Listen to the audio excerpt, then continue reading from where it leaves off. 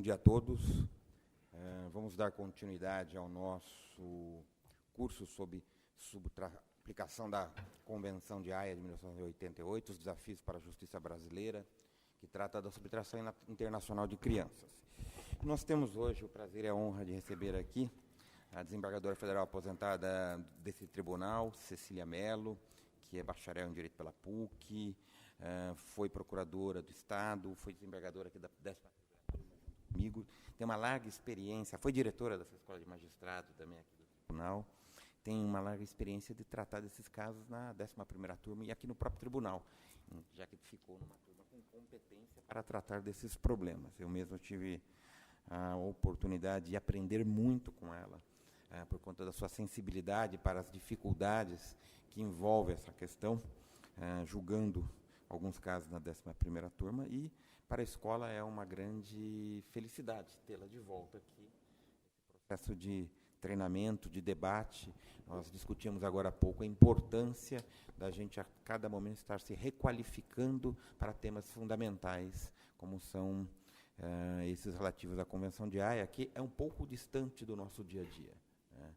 Tem uma peculiaridade muito especial a aplicação dessa convenção internacional, como nós temos visto nesses últimos dias. Para a escola é uma felicidade ter a desembargadora Cecília Mello aqui como uma expositora, e também eu quero aqui deixar registrado a nossa felicidade dessa parceria com a JUFESP, também com o Consulado Americano, na realização dessa atividade de qualificação dos magistrados. Então, sem mais delongas, eu vou passar a palavra aqui para minha colega Cecília Mello. Por favor, Cecília, com a palavra. Bom dia a todos. Em primeiro lugar, muito obrigada pelas gentis palavras. Ele exagerou um monte, mas tudo bem. Amigos fazem isso mesmo. É realmente um prazer estar com vocês. Esses casos são delicados, complexos e interessantes. Eu preparei uma apresentação que talvez eu passe rapidamente por algumas questões. Como eu não estive nas palestras anteriores, existem alguns aspectos que fazem parte exatamente do foco dessas ações, então eu vou me permitir passar por esses aspectos da Convenção, ainda que rapidamente, só para chegarmos num estudo de um caso concreto, que é um caso que nós julgamos e que tem aspectos não só inerentes à Convenção, que são bastante peculiares e interessantes, mas também aspectos processuais diferentes do contexto normal. Bom, aqui eu só faço uma lembrança que, na verdade, nós temos duas convenções, né? Nós temos a Convenção de Haia e a Convenção Interamericana sobre Restituição Internacional de Menores. A adesão a uma ou ambas as convenções fica a critério, evidentemente, dos países signatários, mas elas não são uniformes entre elas nos seus dispositivos. Na verdade, a interpretação que se dará vai ser de acordo com a convenção que for adotada. A relevância da Convenção de Haia é muito grande, porque hoje ela conta com a adesão de 112 países. Em relação à Convenção Interamericana, durante muito tempo ela ficou com apenas 6 países participantes. E eu confesso que atualmente eu não consegui sequer localizar quais são os países signatários. Mas imaginemos que sejam, evidentemente, os países da América que se dispuseram a isso. É um número bem menor frente àqueles que aderiram à Convenção de Haia. Chorei. É importante a gente destacar que esse sequestro internacional de menores, ele não se confunde com o tráfico internacional de menores, e muito menos com os aspectos penais do sequestro de incapazes previsto no Código Penal brasileiro. Essa questão ainda em relação ao slide anterior, essa questão da nomenclatura de sequestro e subtração foi uma questão de tradução que foi feita e um termo que melhor se ajustasse ao caso. Mas me parece que o mais adequado seria usar a subtração para nós, né, assim, frente à legislação brasileira, para que não houvesse uma confusão entre a subtração e o sequestro. O objetivo, evidentemente, é assegurar o retorno imediato da criança que foi ilicitamente retirada do seu estado, da sua nação de domicílio, de residência, e fazer respeitar entre esses estados contratantes essas regras. A ideia central é sempre coibir o deslocamento ilegal dessas crianças para outro país. Isso gera uma ruptura negativa na vida da criança e tem-se por princípio que o Estado onde a criança tem a sua residência, que ele tem maiores condições de analisar e julgar as questões relativas à guarda desse menor.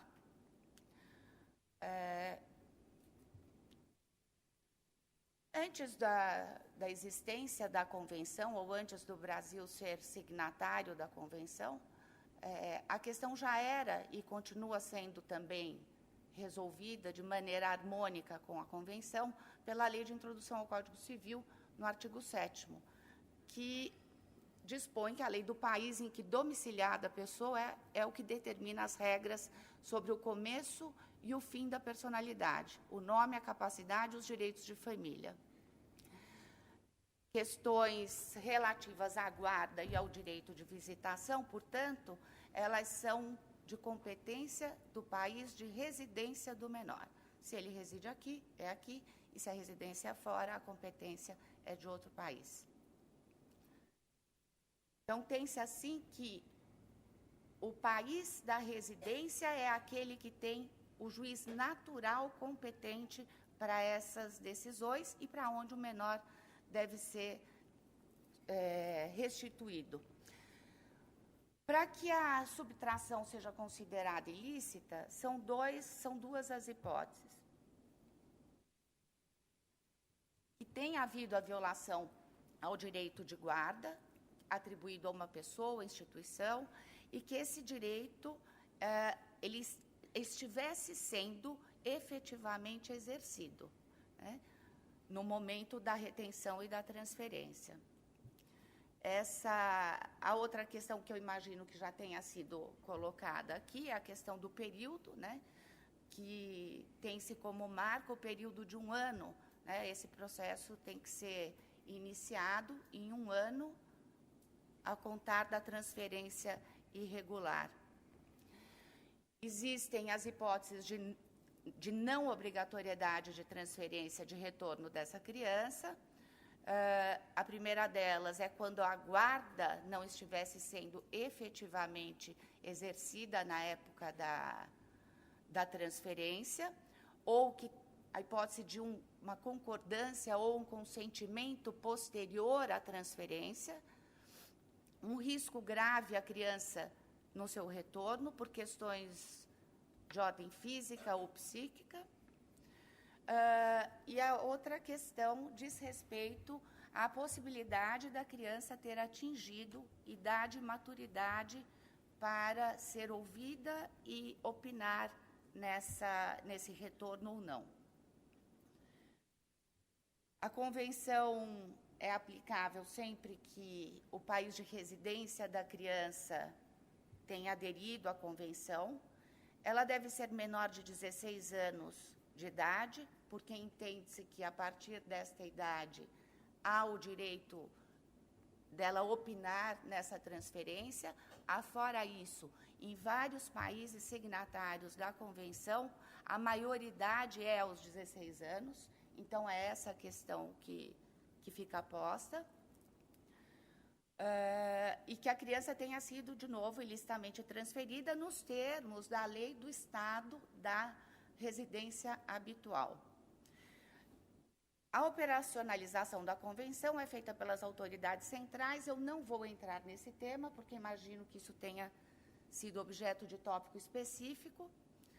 O conceito de residência habitual é aquele aonde se estabelece o centro da vida da criança, com as suas relações afetivas, de estudo, de atividades, é aonde ela tem realmente a vivência como pessoa, como criança.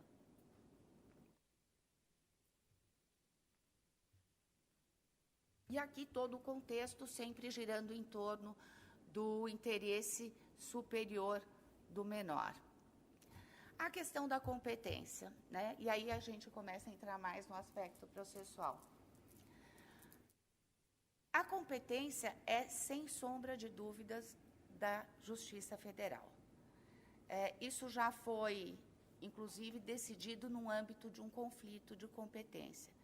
Isso é importante a gente ter sempre em mente, porque, de um modo geral, essas ações, esses conflitos, eles têm início na Justiça Estadual, seja por desconhecimento, seja por manipulação da situação.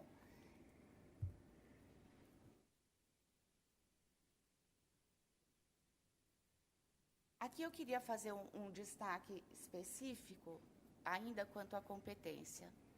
Então, a manipulação que se dá na Justiça Estadual, de um modo geral, acontece por parte dos brasileiros, né, que estão com o menor naquele momento. Então, o que o nacional faz? Ele busca a obtenção da guarda na Justiça Estadual. E fica muito difícil para o juiz não dar essa guarda, porque conta uma história com uma certa razoabilidade, muitas vezes que a criança está em seu poder, que o pai ou a mãe o abandonou e foi para outro país. De um modo geral, o juiz defere essa guarda preliminar, e aí começa uma grande confusão, né? Porque com essa decisão estadual de guarda, começa a haver uma manipulação até de caráter internacional, envolvendo, inclusive, os entes representativos do Brasil fora daqui, como as embaixadas e consulados. Uma questão que é muito relevante e que eu tive a oportunidade de ler é que existem alguns estudiosos sobre o assunto que defendem a delegação de uma parte, pelo menos, dessa competência federal para a Justiça Estadual, o que eu particularmente acho uma temeridade. O argumento que se usa é já um argumento equivocado, né? Porque o âmbito de apreciação dessa demanda é restrito, não há análise do mérito da guarda ou da visita. O que se discute nessa demanda apropriada, com lastro na convenção, é exclusivamente qual é o país competente para decidir sobre, aí sim, a questão de guarda, visitação, etc. e tal. A argumentação que se usa para delegar isso para a Justiça Estadual é basicamente vinculada a duas coisas: a morosidade da Justiça Federal para decidir essas questões e a falta de especialização nossa na matéria. Que matéria? A falta de especialização da Justiça Federal quanto à infância e à juventude, ou seja, como na Justiça Estadual existem as varas especializadas da infância e da juventude, e num entendimento equivocado que se deveria apreciar o mérito dessa guarda, se sustenta a delegação da competência, pelo menos da instrução, para as varas da infância e da juventude. O que, no meu entender, é uma temeridade, porque é um entendimento, quando se avalia esse tipo de questão, completamente divorciado do objetivo da Convenção. Eu vou pular a questão do procedimento. Então, aqui a gente já falou um pouco, quer dizer, que são as limitações materiais à cognição judicial. A demanda tem a amplitude restrita à residência, à última residência do menor, e a definição do juiz natural. Entretanto, então, não há decisão de fundo quanto à guarda. O que pode acontecer é a negativa de devolução dessa criança em função das exceções que a própria convenção prevê. E se for no âmbito dessas excludentes, vai haver, sim, um aspecto de cognição e de instrução mais aprofundados. As causas excludentes são aquelas que estão no artigo 13 da Convenção. A primeira delas, que nós já nos referimos, é o fato de que a pessoa que tinha a criança a seu cuidado não exercesse efetivamente a guarda, ou que, no momento posterior, tenha consentido com esse deslocamento.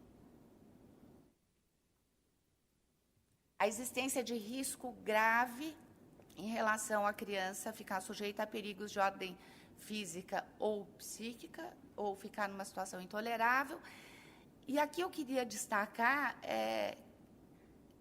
que se trata de uma situação realmente excepcional, porque, evidentemente, a vulnerabilidade dessa criança, em função da situação que já está posta, ela existe, né? Então, penso eu que o argumento não pode ser para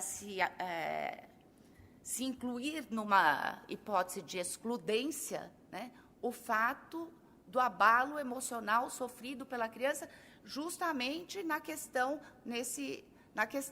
da subtração. Quer dizer, esse abalo, no fim, foi gerado justamente por aquele que deu causa a essa subtração. Então, penso eu que essa hipótese não pode ser englobada nessa exceção de forma alguma.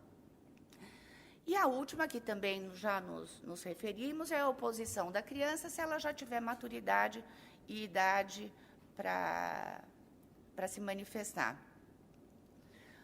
E tem uma questão aí realmente, e essa me parece de grande relevância e desperta inúmeras discussões, que é quando houver risco em relação a princípios fundamentais do Estado de Direito e das liberdades fundamentais, né? E essa quando, enfim, países em guerra, existe todo um contexto mundial que deve ser resguardado, penso eu.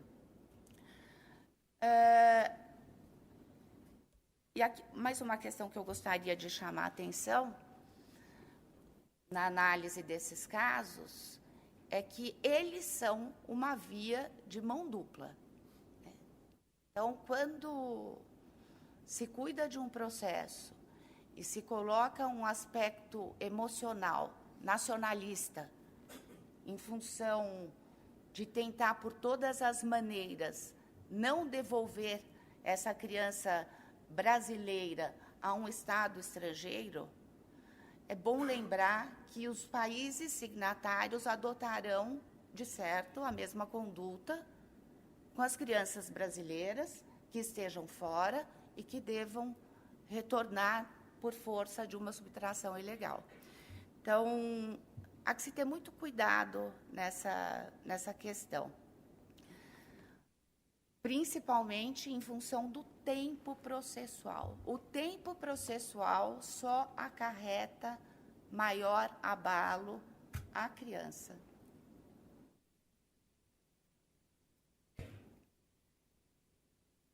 Bom, eu sei que o Dr. Ricardo Zamariola já falou sobre o caso do Sean Goldman. Eu fiz todo um pequeno resumo sobre o caso, que vai ficar disponível para quem tiver interesse. E agora eu vou partir especificamente para um caso que eu considero emblemático, que foi cuidado no âmbito do nosso tribunal. Eu pediria para abrir esse documento. Vamos ver se ele abre, mas eu vou prosseguindo enquanto isso. Esse documento que eu coloquei, eu tive a cautela de tirar os nomes. das partes envolvidas. Então, é uma ação de busca e apreensão dessa natureza, que teve início. Tem como ajustar a parte amarela na tela, rodando?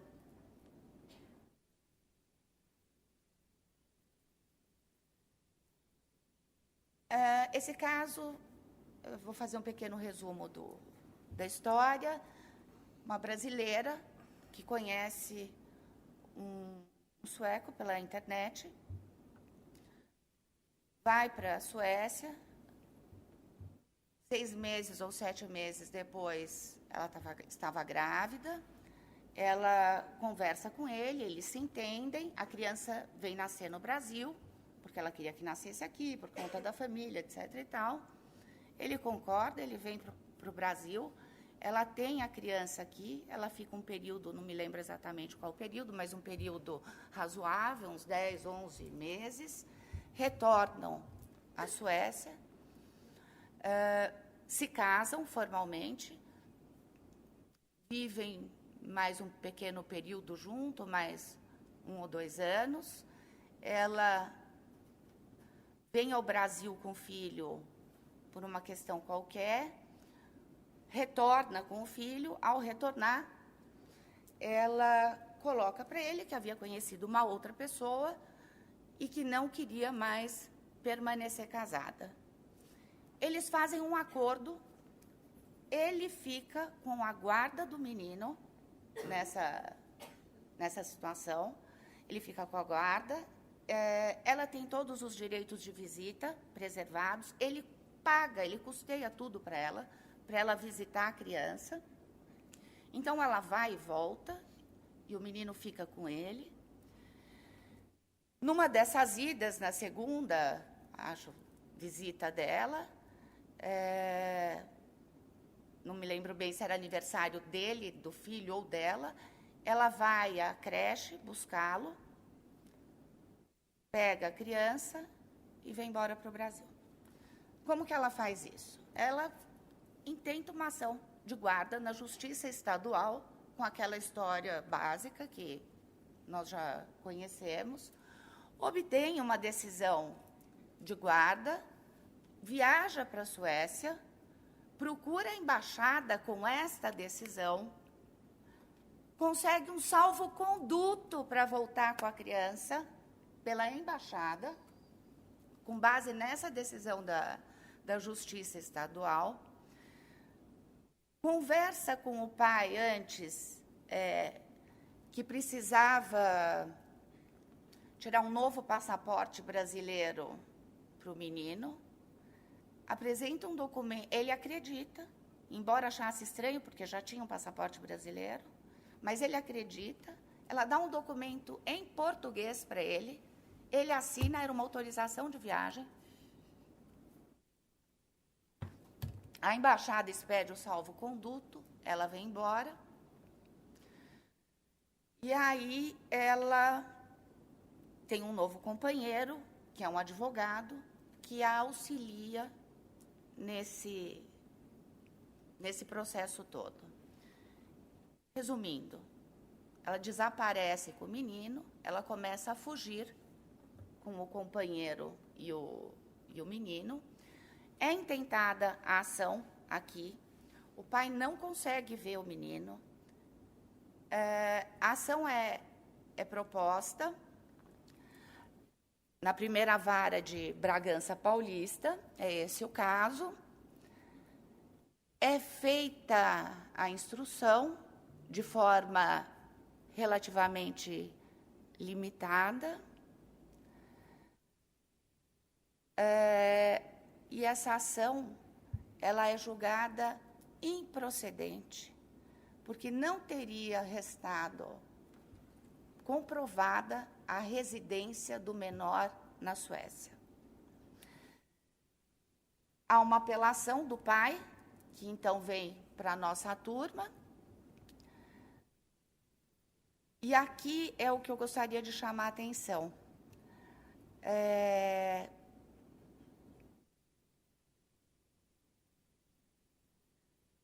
Primeira coisa que eu destaco, e não em nenhum tom de crítica, né?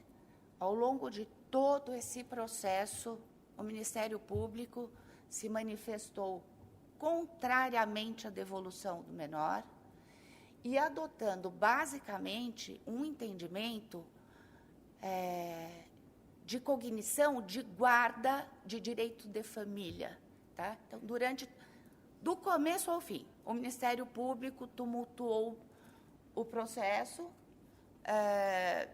nesse sentido, por tentar fazer valer esse tipo de análise no âmbito do processo.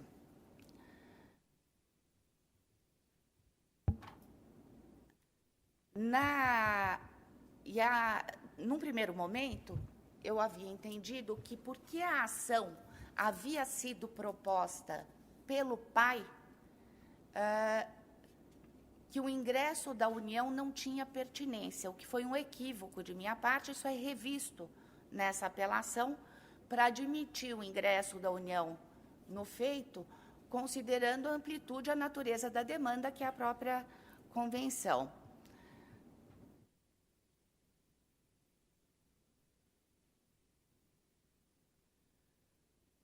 Aqui, a questão, que é o ponto que me parece mais relevante. A ação foi julgada improcedente por não ter restado comprovado que a residência do menor era efetivamente na Suécia. Só que não houve uma ampla dilação probatória a esse respeito. Então, o que nós entendemos na ocasião? Que se tratava de direito indisponível, que era o interesse do menor resguardado pela convenção, portanto, direito indisponível, de ordem pública, e que o juiz não poderia ter sentenciado sem diligenciar de forma mais ampla em relação à prova, com base na possibilidade prevista no artigo 130 do Código de Processo Civil. Ou seja, mesmo que o pai não tivesse se desincumbido de fazer a prova adequadamente, porque entenderam que, na ocasião, os documentos acostados aos autos eram suficientes para comprovar a residência. O juiz não se sentiu convencido com aquela documentação, mas como havia, no nosso entender, no âmbito do tribunal, fortes indícios quanto a essa residência, o juiz tinha que ter prosseguido na instrução com base no 130 do Código de Processo Civil. Basicamente, esse recurso gira em torno dessa questão. Então, a nossa turma, na ocasião, entendeu por bem julgar insubsistente, não foi necessariamente anular a sentença, não é que ela tivesse uma nulidade, mas entender pela insubsistência daquela sentença, para determinar o retorno dos autos à primeira instância, para que a instrução fosse reaberta e o juiz, então, determinasse as provas que ele entendesse pertinentes para chegar a uma decisão de mérito, com a verdade do fato no processo. Ou seja, teria que ser feita uma prova, fosse quanto à residência do menor na Suécia, fosse quanto à residência do menor no Brasil. Não se poderia chegar a uma decisão, não sei aonde ele residia. A prova tinha que prosseguir até esse momento. Então, os autos foram baixados e foi feita a nova instrução. Eu queria sair dessa tela agora. Voltar para o... Obrigada. Essa ação foi processada na primeira instância. Queria abrir esse outro agora. Foi um processo bastante tumultuado. A sentença foi de procedência, ou seja, fez-se a prova da residência do menor na Suécia. Há várias intervenções do Estado sueco no processo. Isso eu gostaria de chamar a atenção para quem cuida desses processos, para zelar muito pela eficiência do processo, né?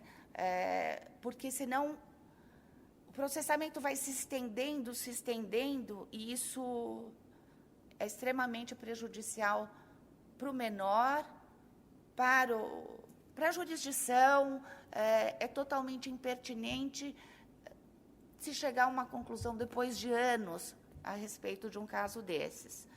Principalmente porque, eu insisto, nós estamos tratando exclusivamente da competência. Bom, essa mãe continua a fugir com essa criança. O pai não consegue visitá-la. Ele vem ao Brasil algumas vezes, ele vai ao tribunal algumas vezes. E quando o processo já estava, enfim, perto, em termos, vamos dizer assim, para julgamento, eu tentei uma conciliação. Então, foi designada uma audiência de conciliação. Esta mãe não comparece, ela só comparece pelos advogados na ocasião. É bom dizer que, num primeiro momento, ela era assistida pelo seu companheiro como advogado. Começa a surgir um certo conflito de interesses, ele deixa o processo e a assistência judiciária toma conta, passa a assisti-la. Mas ele pede o ingresso dele, companheiro, nos autos, também como assistente, porque, evidentemente, foi negado, sustentando a paternidade socioafetiva.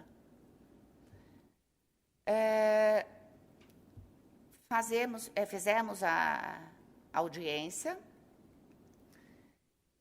Eu conversei com o pai antes e com os advogados do pai. Ele se dispõe a aceitar um acordo. Propus a ele um acordo nos seguintes termos: que ela ficasse com a guarda da criança, que a criança fosse matriculada numa escola internacional, que a criança passasse as férias com ele, que se alternassem as datas festivas de Natal e Ano Novo, que ele pudesse visitar a criança todas as vezes que estivesse no Brasil, mas que ela ficasse com a guarda. Ele aceita e impõe uma condição para aceitar esse acordo com a permanência da criança aqui. A condição era que ele conseguisse ver o filho naquela semana que ele estava aqui. Ela não aceita e não deixa ele encontrar e some com a criança, mais uma vez. Apesar de fazer toda uma dinâmica no sentido de que aceitaria, sim, esse acordo. Então, ele passa uma semana aqui na expectativa de ver o filho e ela manipulando esse encontro. Então, tem que ser ali, tem que ser aqui, tem que ser com A, com B ou com C. Isso não acontece, então, esse acordo não existe. O processo é encerrado, não sem inúmeras intervenções de oposição do Ministério Público. Teve uma peculiaridade no decorrer desse processo, que eu mudei de sessão. Acabei indo para um outro gabinete, com outra matéria. E um juiz substituto veio e ele levaria esse caso a julgamento. Ele foi tão pressionado que ele não teve condições de julgar o caso e pediu adiamento. Circunstancialmente, eu volto para o mesmo gabinete, circunstancialmente mesmo, volto e levo o caso a julgamento. Mas preciso uma certa determinação do juiz no julgamento desses casos, porque há uma oposição emocional muito grande nesse contexto. Leva o caso a julgamento, a decisão é de procedência da ação, determinando a devolução do menor à Suécia. A sentença já havia estabelecido regras de transição para esse período, ou seja, a devolução, uma fase brasileira e uma fase na Suécia, todas as cautelas que deveriam ser tomadas. No âmbito deste processo, constata-se que essa criança sofre de autismo moderado.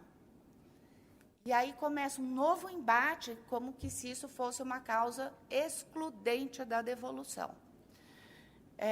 A mãe traz laudos ao processo, e pelos laudos se vê que ele tinha inteligência preservada, ele tinha um pequeno déficit cognitivo próprio do espectro. E aí o mais interessante, mas o pai também tinha um grau de autismo leve e também estava dentro do espectro, portanto, inclusive com...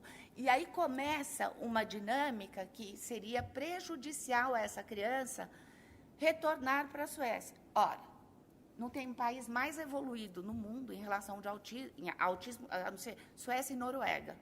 São os maiores bancos de dados e de assistência nessa questão. Por sorte, eu conhecia o tema, porque, senão, talvez eu ficasse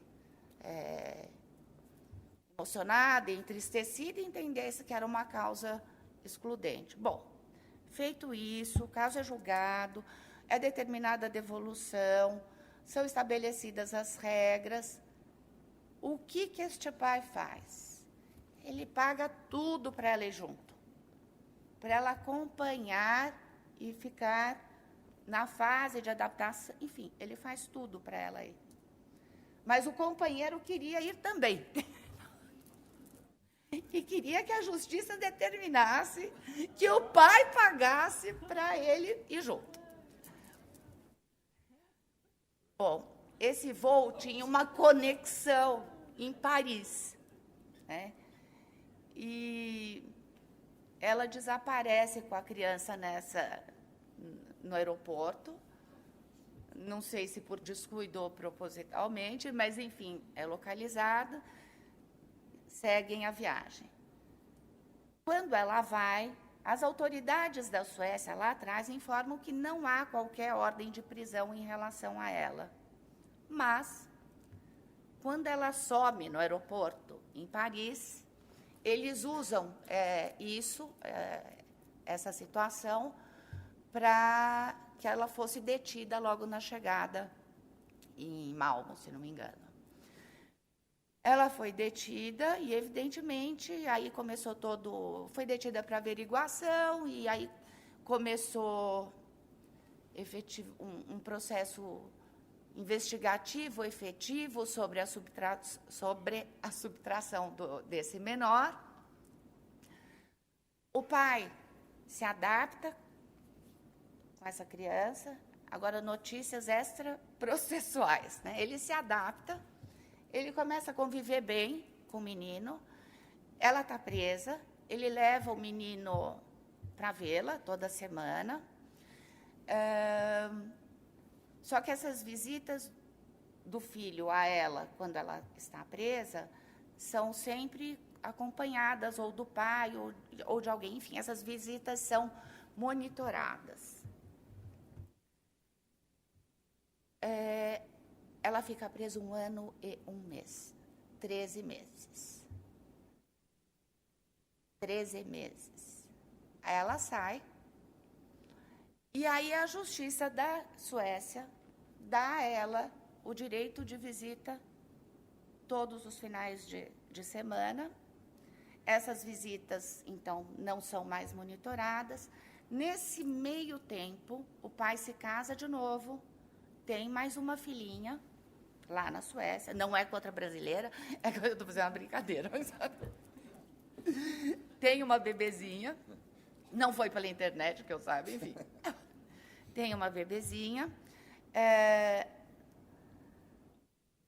Quando ela sai, a mãe sai, começa a visitar o filho todos os finais de semana, essas visitas não são mais monitoradas, essa criança começa a entrar num processo de agressividade muito grande, começa a agredir a irmã, e o pai não aguenta ficar com o filho. Faz um acordo com a mãe, ela traz o menino de volta para o Brasil, e ele não vê a criança há 8 meses. Um outro aspecto que eu queria comentar no âmbito deste processo é que o companheiro da mãe, no curso do processo, ele se vale de todas as alternativas possíveis para tumultuar o processo. Então, eu me recordo que, na época, o Suplicy era secretário dos Direitos Humanos da Prefeitura.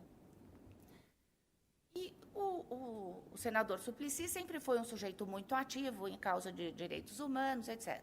Acredita na história que esse companheiro da mãe conta para ele e me escreve, me telefona, me manda e-mail. E lá pelas tantas, ele adiciona o companheiro da mãe no meu e-mail. Eu tive que bloquear os e-mails do tamanho inferno que era aquilo. E quando eu expliquei para o senador que o sujeito não era muito linear, no primeiro momento eu percebi que ele não gostou. No final, ele escreve se desculpando por tudo que tinha acontecido, porque não tinha ideia de que a conduta dessa pessoa fosse dessa maneira. A outra coisa que teve no âmbito desse processo é as rotas de fuga que eles usavam com essa criança ficou fora da escola regular, eles fugiam com essa criança o tempo inteiro, eles mudavam de residência e eles utilizavam métodos típicos de delinquência. Pega um ônibus, larga o ônibus, entra no trem, pega um táxi, larga o carro, despacha o carro, vai, para não serem localizados. E quando nós decidimos o caso, na verdade, nós determinamos que fosse incluído, como que chama mesmo? Na difusão amarela para localização, porque eles foram localizados pela Polícia Federal na época. Houve apreensão pela Polícia Federal, porque era muito difícil a localização. Enfim, eu quis contar esse final, né, para ver que, às vezes, a gente faz, e as relações humanas, elas são imprevisíveis, dinâmicas, amplas, e nem sempre se chega àquilo que se idealizou chegar, né? Fizemos tudo o que foi possível, não obstante o tempo do processo, que foi longo, mas por conta das interferências todas, mas o fato é que chega depois num contexto típico das relações humanas, familiares e de vínculos rompidos, onde se torna insustentável e depois de todas voltamos à situação anterior. Claro.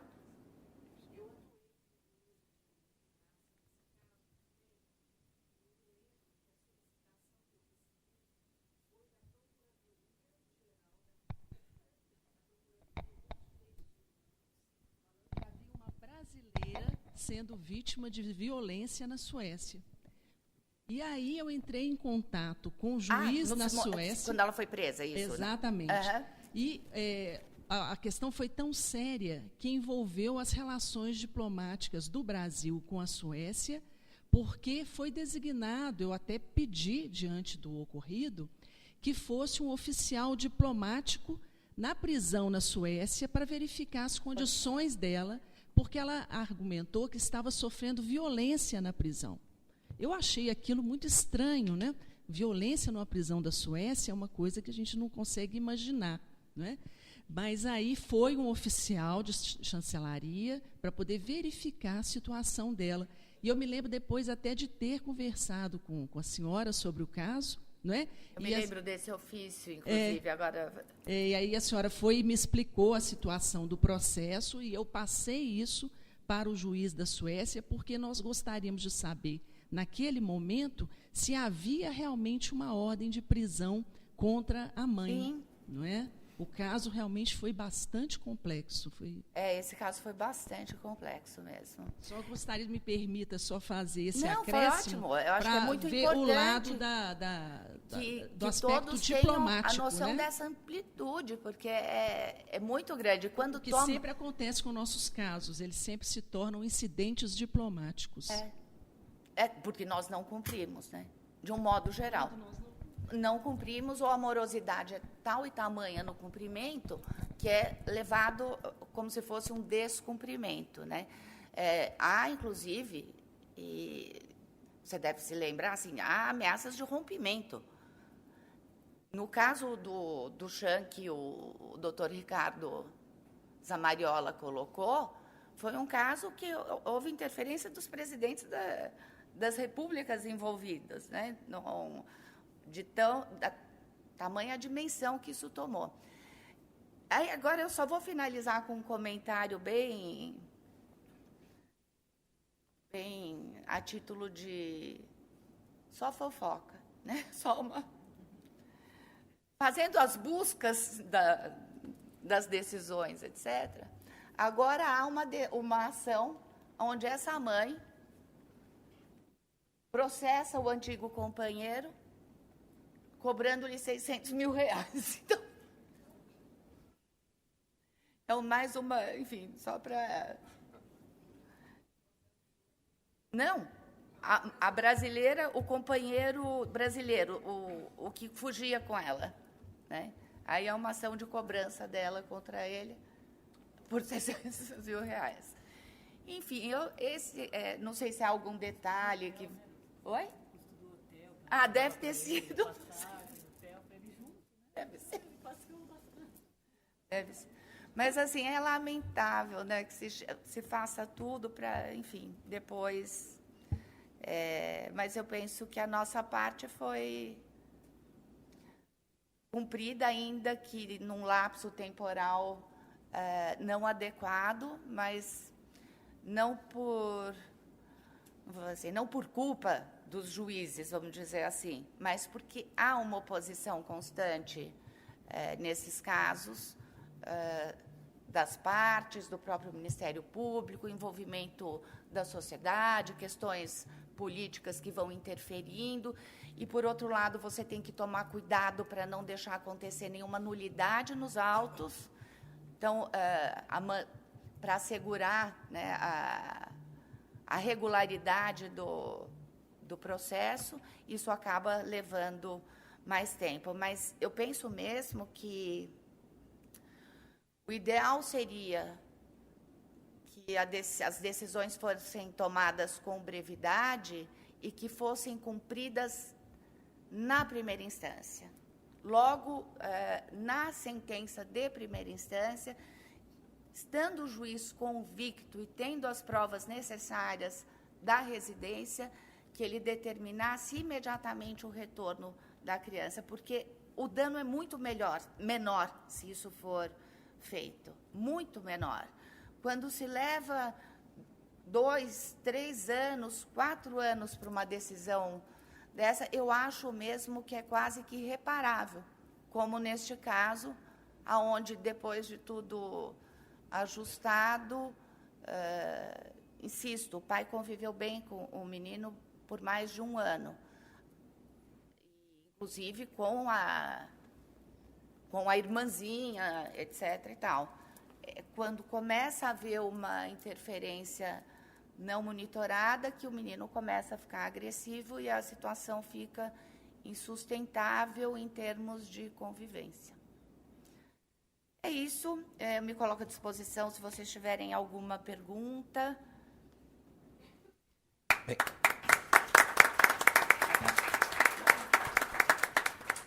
em tese... Desculpa, volta só uma... eu volto. Aqui, obrigada. Aqui são todos os incidentes deste processo aqui no nosso tribunal.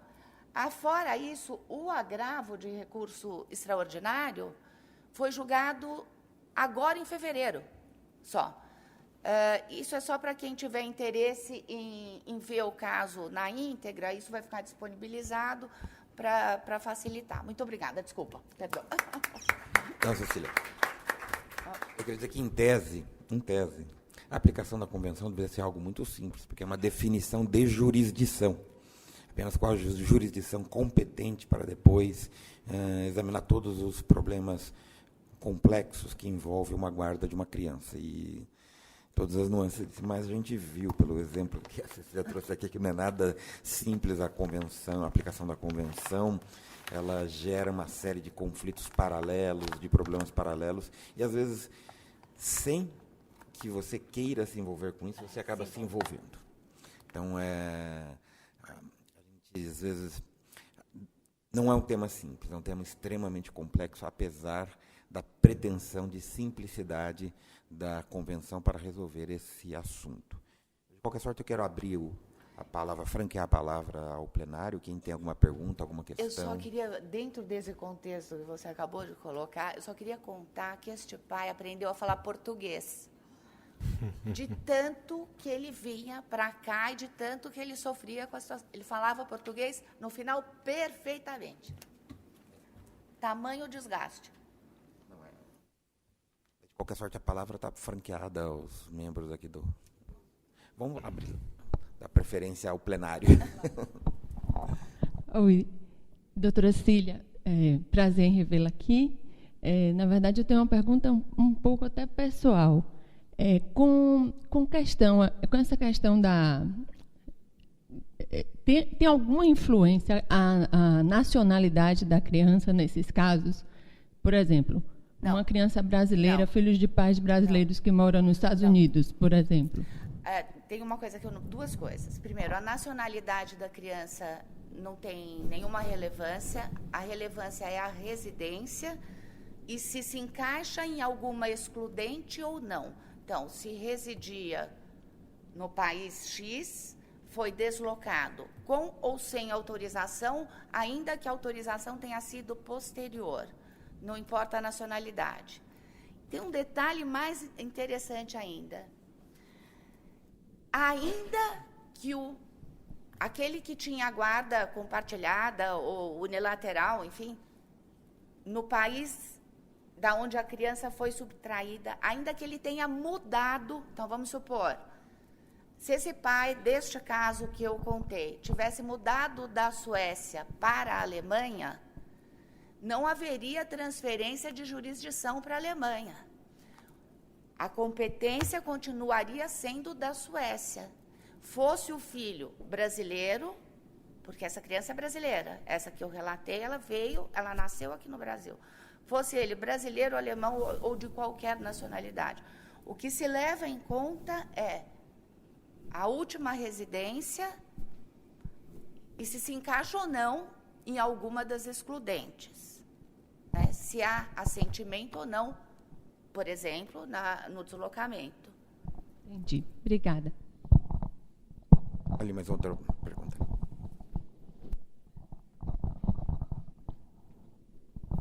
Bom dia.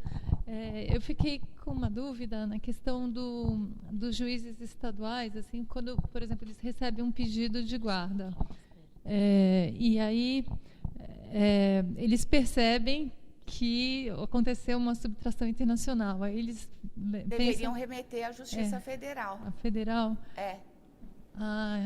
Quer dizer, os juízes estaduais, se deparando com uma situação concreta, onde eles vislumbram efetivamente uma possibilidade de subtração, eles deveriam remeter à Justiça Federal. Mas, normalmente, eles não conseguem ter essa percepção. Porque, para o juiz estadual, vai a demanda proposta por aquele que subtraiu. E, evidentemente, ele não vai levar nenhum elemento de subtração. Ele vai levar elementos da regularidade da guarda que ele tem. Ele não vai dizer, fugi da Suécia com meu filho e o pai vai vir atrás. Ele vai dizer, não, moro aqui, tenho o meu marido, o meu companheiro foi embora e o meu filho está comigo, portanto, eu queria regularizar a guarda porque tenho medo que este pai ou esta mãe retorne e queira a criança. Até porque, veja bem, definida a residência, definida a competência, na verdade, vamos inverter. Um pai ou uma mãe vem, subtrai uma criança daqui, com residência aqui no Brasil, e leva para fora. Um país signatário da convenção. É proposta a ação de busca e apreensão desse menor no país onde ele está, ao argumento de que a última residência era no Brasil e, portanto, é aqui que tem que ser apreciada. Tomada essa decisão, o menor retornando, a vara competente aqui é da família de sucessão, é a vara de família, porque aí sim vai se tratar sobre a guarda. Só fica na Justiça Federal a questão da competência. E imaginando que o outro país signatário também tenha divisões jurisdicionais semelhantes à nossa, no outro país, também quando houver a definição de competência, também irá, digamos, para uma justiça especializada nessa questão de família, guarda de menor, etc., se houver. Então, acho difícil, muito difícil, um juiz estadual perceber, aqui há uma subtração, vamos mandar para a Justiça Federal. O normal é ele ter elementos suficientes para deferir essa guarda provisória. Obrigada. Né? Mônica. Claro. Aqui. A Mônica, depois eu passo ali para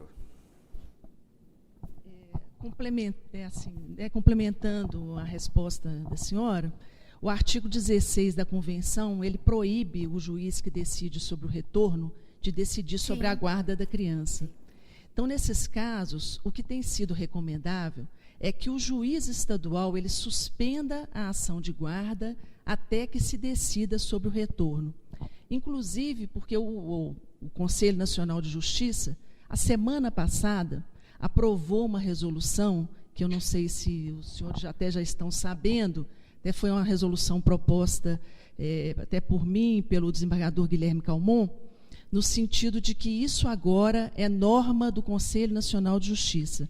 É a resolução, salvo engano, a resolução 297.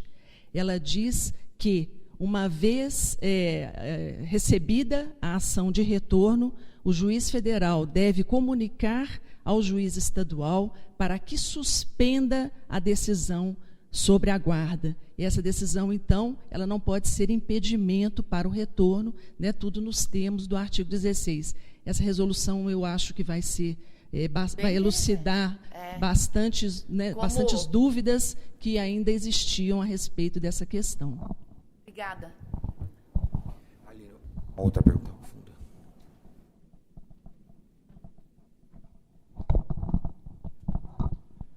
Oi, bom dia. Gostaria de saber como o tribunal enxerga as questões das 6 semanas para a resolução do processo. Não entendi o que é. Não, é impossível. É literalmente, assim, o julgador, ele pode resolver em 6 semanas. Os incidentes processuais inviabilizam isso plenamente, quer dizer, independe de toda a disposição do magistrado para o cumprimento desse prazo. Por isso, num determinado momento, eu chamei bem a atenção para o cuidado que se deve ter para não deixar que o processo acumule tantos incidentes que esse julgamento ocorra muito tempo depois, mas de 6 semanas eu asseguro que é impossível, porque só o tempo que fica no Ministério Público para aparecer, entre a ida e a volta, já a pauta, a própria inclusão em pauta, a revisão, inviabiliza o cumprimento desse prazo. E daí eu ter ressaltado que o ideal mesmo seria, na sentença de primeiro grau, já ter a determinação de retorno do menor. Leila, você queria fazer uma questão?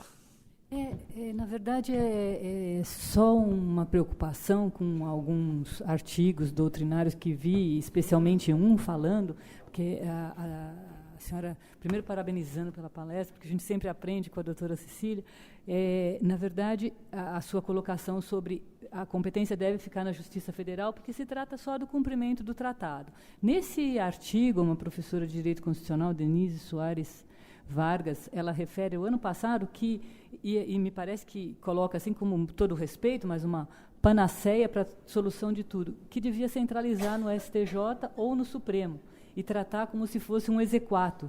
Mas a prova, como é que se faz a prova? Sim, porque você tem que fazer a prova, né? E afora isso, se você incide numa daquelas excludentes, há uma dilação probatória ampla. Quer dizer, se vai ter um grave dano ao menor, de ordem física ou psíquica, etc., isso tem que ser considerado numa instrução mais ampla, especificamente. Nesse caso, só retomando, né, quer dizer, houve uma tentativa de se incluir o caso numa excludente pelo fato do menino, num primeiro momento, porque ele não podia morar na Suécia, porque ele teve uma doença pulmonar com agravamento em função do clima, e aí ela sustenta que ele não poderia morar na Suécia, é um dos argumentos. E aí, no momento seguinte, a questão dele estar no espectro do autismo, que também o dano e tal. E aí você tem que conseguir sair dessas situações sem alargar esse processo, porque, veja bem, uma mãe que fala que ele não pode voltar porque ele é autista, tudo que um autista precisa é rotina, assistência, cuidado. Ela foge com ele durante 4 anos sem escola. Quer dizer, como é que ela pode... Aí quase que eu falo, não, melhor ele voltar para a Suécia, sim, porque lá pelo menos ele vai na escola, ele vai ser assistido, etc. E tal. Então, eu não vejo como isso... Só se fizesse alguma coisa do gênero. É que em todos esses processos, evidentemente, vai ser suscitada uma excludente. Porque você coloca lá, suscitou a excludente, baixa para instrução. Seria uma... Eu sinceramente, tenho muito receio. Obrigada. Mais alguma questão aí? Bom dia a todos. Eu tenho uma pergunta sobre a questão da habitualidade, se isso, de alguma forma, pode interferir no julgamento do processo. Porque se o maior interesse é o retorno da criança, para que seja discutida a guarda e para que ela retorne à residência habitual dela, e nos casos em que nós estamos falando de um recém-nascido ou de uma criança que não chegou a ser alfabetizada no país de origem, em que não há efetivamente a habitualidade, se isso pode interferir ou não, ou se basta que ela tenha saído originalmente desse país. Não interfere, porque, ao contrário, quer dizer, se ela foi subtraída irregularmente, aquele que a subtraiu também impediu que ela tivesse esses vínculos, etc. e tal. Então, não faz diferença. O que se sustenta, e a própria convenção trata disso, é se teve um espaço de tempo tão grande, aonde a criança, aí sim, se habituou, etc., etc., no outro país para onde ela foi subtraída. Mas eu tenho uma questão nesse ponto que eu não concordo, porque eu acho que se ela se habituou no país para onde ela foi subtraída, por força da morosidade do processo, Isso não é um ajuste natural. Tá? Então, uma criança que, vou usar o exemplo nosso para ficar melhor, então, neste caso deste menino, que foi subtraído da Suécia para o Brasil, o processo levou um tempo considerável, e aí, então, se argumenta, em função desse lapso temporal, que ele não precisa voltar, porque ele já está habituado, ele criou uma nova residência, se habituou, etc. e tal, e daí justamente voltar é uma ruptura pior do que aquela que ocorreu na vinda, vamos dizer assim, né? Eu penso que não, porque se o genitor, aquele que subtraiu, cria esta situação para a criança, quer dizer, ele se habituou em função das artimanhas ou dos processos criados por aquele que subtraiu irregularmente. Eu não acho que seja adequado mantê-lo aqui sob este fundamento.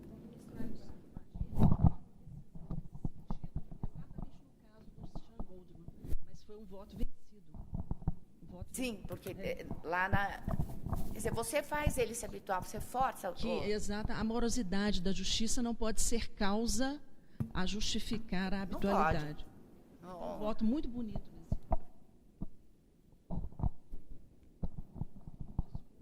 Não, eu adoro. Vamos, acho que o Bruno quer fazer. Deixa eu só...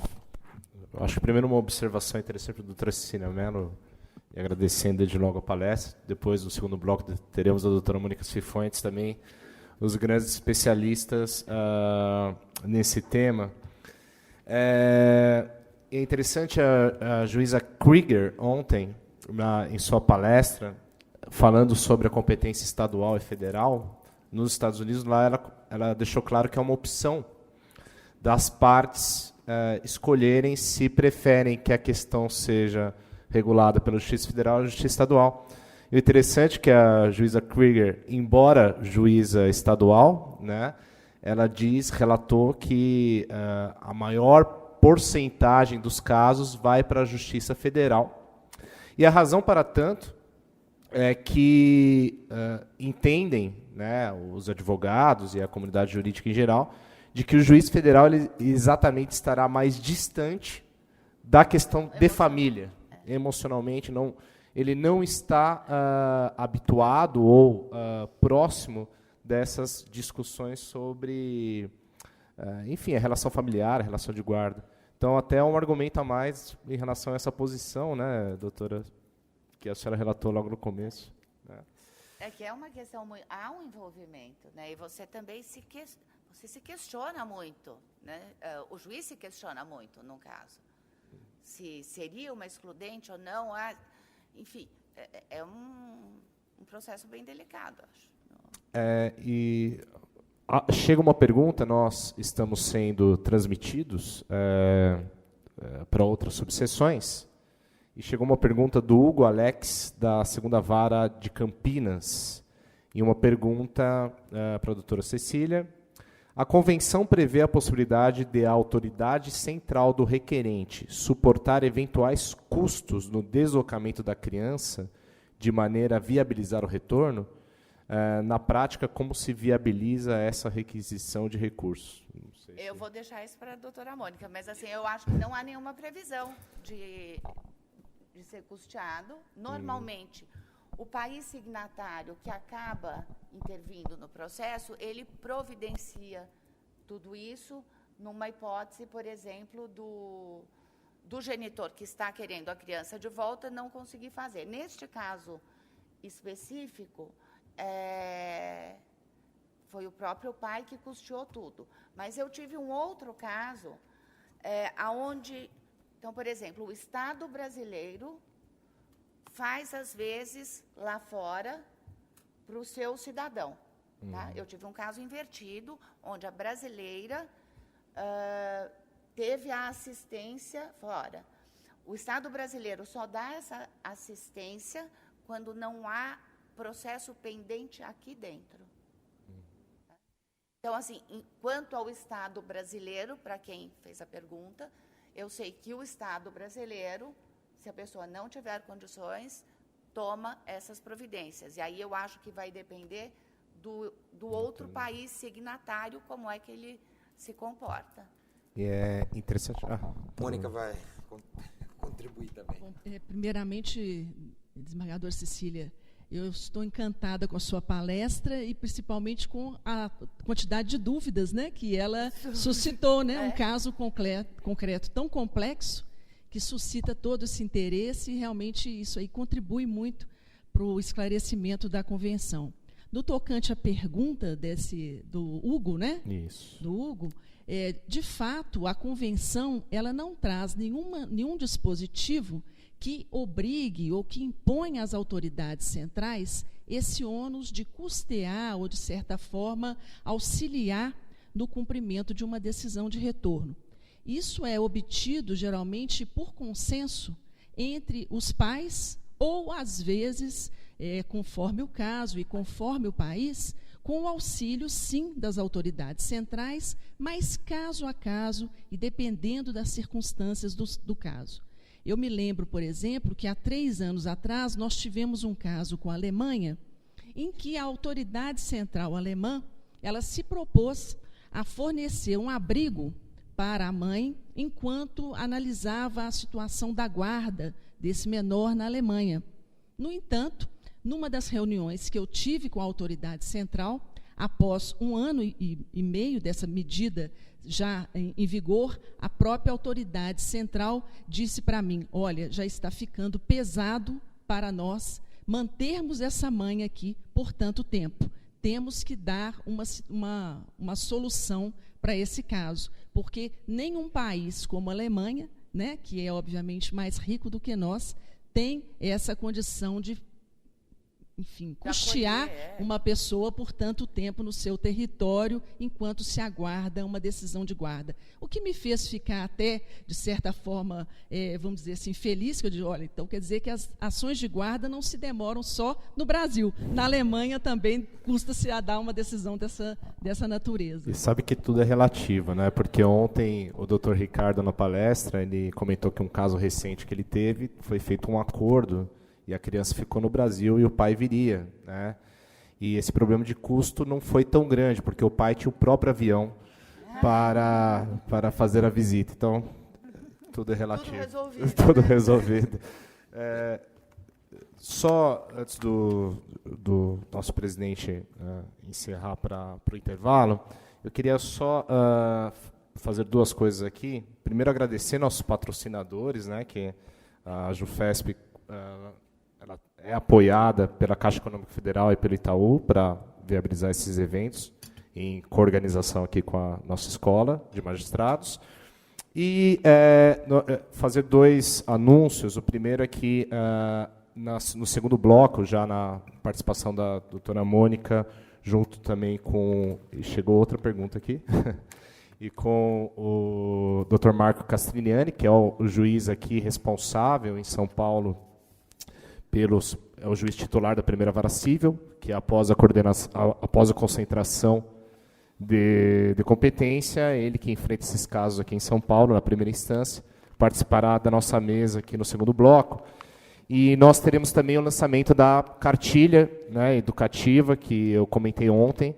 É uma cartilha voltada à sociedade, escrita em linguagem simples, de fácil acesso, para que pais envolvidos nesse tipo de situação tenham algum tipo de guia de como agir, né? De fugir da ilicitude, quer dizer, não fugir com a criança, não tentar como a doutora Cecília colocou, essa atividade aí de, olha, pegar um ônibus, sair correndo, não é nunca a melhor opção. Então essa cartilha será lançada no segundo bloco, e eu também gostaria de fazer um sorteio de um livro, de 2 livros, que é relacionado à pesquisa, é o resultado do evento do ano passado. Essa pesquisa foi uma pesquisa financiada pelo Mackenzie, eu tive a honra de ser coordenador dessa pesquisa, com artigos de especialistas, inclusive, como eu falei, a doutora Natália Camba, que é a autoridade central,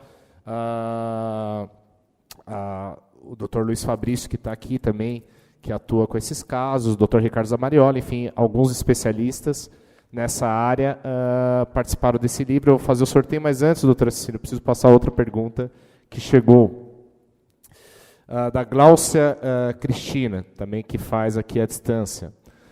Como fica a situação do pai subtrator que sofre a restituição da criança? Considerando que, aos olhos do país de origem, ele cometeu um crime de sequestro, esse pai, ao menos em tese, poderia ser impedido de, na condição de estrangeiro, ingressar no país do qual subtraiu a criança? Nesse caso, como fica o convívio dele com o filho restituído ao país de residência habitual? Eu acho que vai depender da legislação do país da residência para onde ele vai retornar. Então, exatamente neste caso, eu não fiz o acompanhamento específico, né, nem tinha competência para isso, mas a mãe, custeada pelo pai para, né, enfim, conviver com a criança até toda essa fase de adaptação, estabelecer a guarda, etc. e tal, ingressou no país e foi presa. Exatamente as razões da prisão, eu não sei. Eu sei que, num primeiro momento, foi para averiguação em relação ao incidente que se deu no aeroporto de Paris, mas eu acho que vai depender, evidentemente, vai depender do país, do ingresso, né, do retorno, não tem como prever. Então, aqui no Brasil, provavelmente seria em curso em algum dispositivo dessa ordem, mas teria que ver também a amplitude da situação, né? Quer dizer, subtraiu, fugiu, ocultou ou não, enfim, aí tem uma série de peculiaridades, isso eu estou falando em relação à legislação brasileira, mas no mais depende do país signatário para onde a criança for levada, né?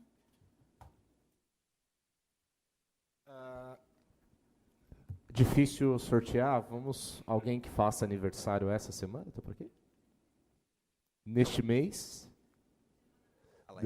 temos 4 pessoas, só que eu tenho 2 livros. E agora? Vamos ver. Nos dias pares, dias ímpares. Dias pares. Ficamos em 2. Então, temos aqui, eu vou passar o livro para vocês, a Virgínia vai entregar. Bem, acho que eu queria agradecer a desembargadora Cecília Mello, que agora está numa nova fase, advogada, mas trabalhei com ela muitos anos aqui no tribunal e sempre que eu a encontro eu digo que ela faz muita falta, porque a sensibilidade feminina no julgamento é fundamental nos julgamentos. E a gente sempre dizia que ela dava uma leveza muito grande à sessão, sobretudo como presidente, a coisa se transcorrer com muita tranquilidade, muita normalidade, e seu olhar, muita ponderação, faz muita falta aqui no TRF. Então, faço questão de reiterar isso, que faz muita falta mesmo. Sei que a vida caminha e cada etapa é uma etapa, mas eu não posso deixar de registrar isso.